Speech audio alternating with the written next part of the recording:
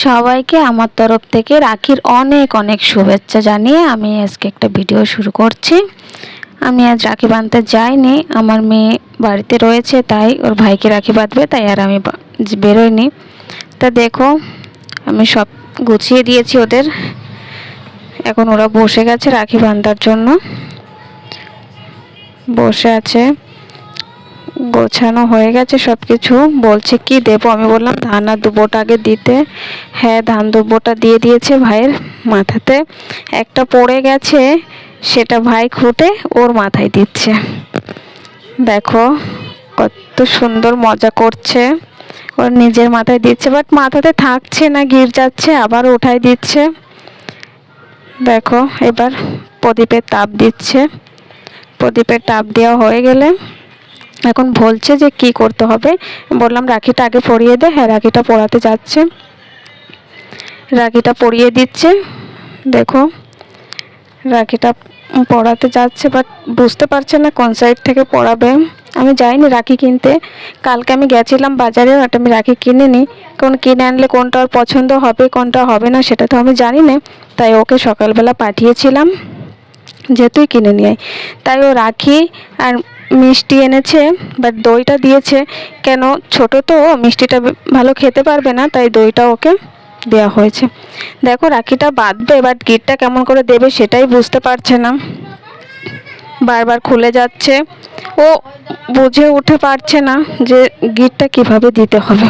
দেখো তারপর দিচ্ছে, বাট রাখিটা এনেছে খুবই সুন্দর হয়েছে। আমি আনলে হয়তো এতটা সুন্দর নাও হতে পারতো। আমি কালকে দেখেছিলাম অনেক, দেখার পর আমার পছন্দ হয়নি, তাই আমি আনিনি, চলে এসেছি। সকালে ওকে পাঠিয়েছি রাখি আনার জন্য, ওর পছন্দ মতো নিয়ে এসছে, যেহেতু ওর ভাইকে পড়াবে তাই ওর পছন্দ মতো নিয়ে এসছে। দেখো কোনো মতে গিটটা দিয়েছে, বাট মনে হচ্ছে একটু বাদেই খুলে পড়বে। রাখিটা পরে বাবু খুবই খুশি হয়েছে।